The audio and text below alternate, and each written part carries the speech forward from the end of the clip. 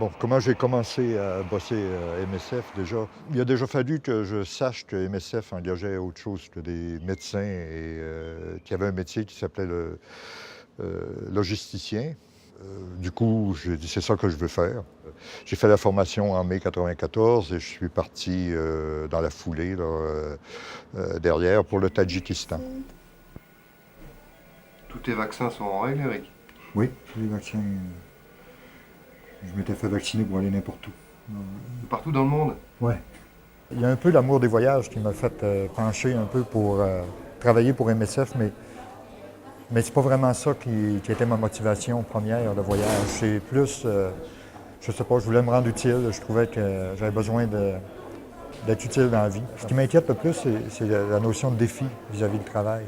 C'est ça, j'ai un peu le trac dû à ça, le problème de langue, de communication, de culture aussi, qui est très important. C'est plus vis-à-vis ça que j'ai un peu de trac et d'appréhension. Puis je me sens très heureux de partir. Ça fait déjà un mois que j'attends ce moment-là, le départ.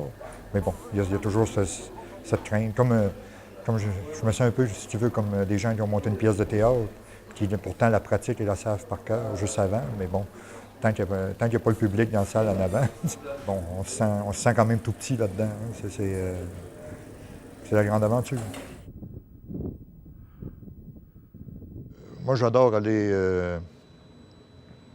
aller dans les préparations au premier départ et de voir les gens qui vont partir pour la première fois, euh, cette espèce de joie qu'ils ont dans les yeux, mais en même temps plein d'anxiété parce qu'ils ne savent pas trop.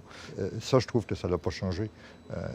Autant, il y a 20 ans, c'était ça qui m'animait au départ, j'avais les mêmes craintes. Et tu retrouves ça chez les gens, c'est génial.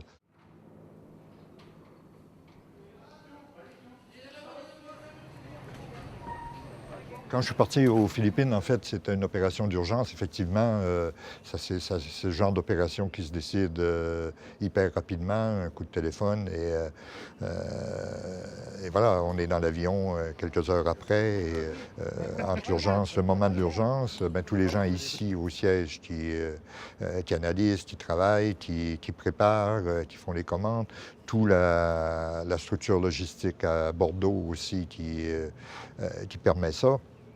Toi, tu es le dernier acteur. Quand tu arrives sur le terrain, tu as déjà tous tes kits, et donc, tu es dans la dernière partie.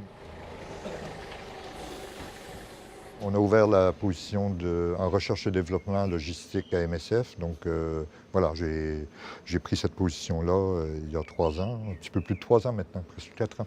Moi, les énergies renouvelables, je pense qu'on aurait pu y venir plus vite et plus rapidement. Mais on y vient là et voilà, c'est bien. Tu vois, c'est un truc qui grandit, un MSF, et qui s'adapte à différentes situations, à différentes choses. Et on ne peut pas tout faire en même temps. Si tu crois à quelque chose, c'est quand même une organisation encore qui est capable de bouger, qui est capable de s'adapter, qui reste, à mon avis, c'est ce qui fait un peu son succès.